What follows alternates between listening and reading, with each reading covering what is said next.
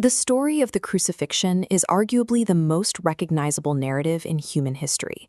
But that immense global fame creates a specific storytelling problem.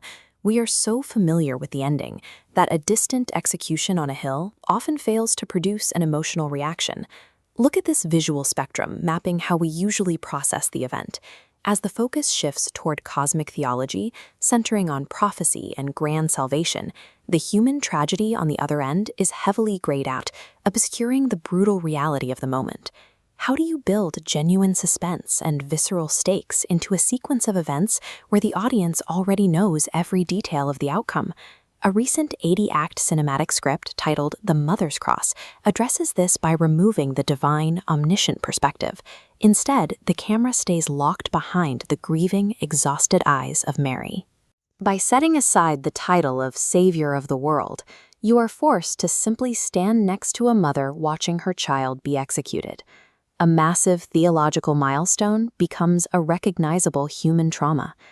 To execute this shift, the script relies on a specific storytelling mechanism.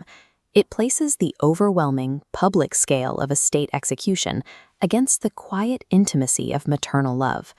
We see the onlookers operating on different levels. The high priests see a political victory, while the Roman soldiers see just another criminal. But Mary filters out the noise. She looks up and sees the boy she used to sing to sleep. This intimacy reframes the final moments on the cross. Instead of focusing on grand decrees for humanity, the dialogue centers on a dying man using his last breath to ensure his mother has someone to care for her. The audience is left to weigh the immense, cold machinery of the Roman Empire against the profound, singular grief of a mother losing her child. This brings us to the dual timeline structure. On the top timeline, the jagged reality of Golgotha. Parallel below, the warm memories of Nazareth. The storytelling weaponizes memory.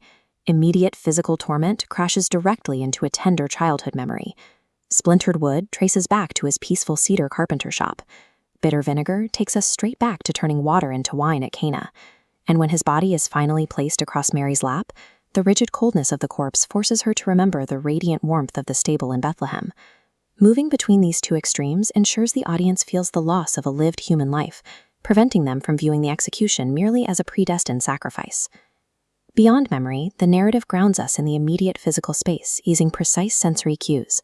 The script uses the sickening wet thud of the iron hammer as an auditory anchor. It frames the strike as a sword piercing Mary's own soul, rather than a simple blow against a wooden beam.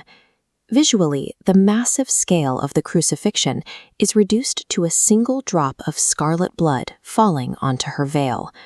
The life she gave him physically is now bleeding back onto her, drop by drop.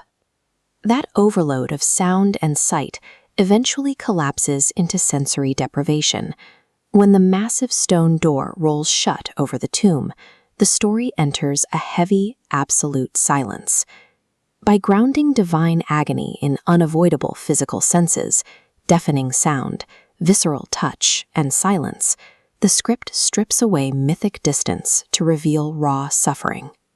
This silence carries us into the script's final phase, the void. It is the mandatory Sabbath rest where the world stops, leaving Mary alone with her grief. The script treats this emptiness as a physical property. The silence occupies the room with a weight as heavy as the stone door outside. That dark silence creates a point of contrast for the sudden sensory overload of Sunday morning, when the stone is moved and blinding light pours from the empty tomb. The resurrection in this cinematic framing depicts the sudden, breathtaking healing of a mother's trauma, moving past the standard focus on a cosmic victory over hell. The core mechanism of The Mother's Cross demonstrates that a narrative becomes more accessible when it focuses on the internal experience of a single person. It suggests that the most effective way to communicate a story about the divine is to make it unflinchingly, painfully human. The script's final thesis rests on a single observation. The overwhelming cost of sorrow is justified because love survives death.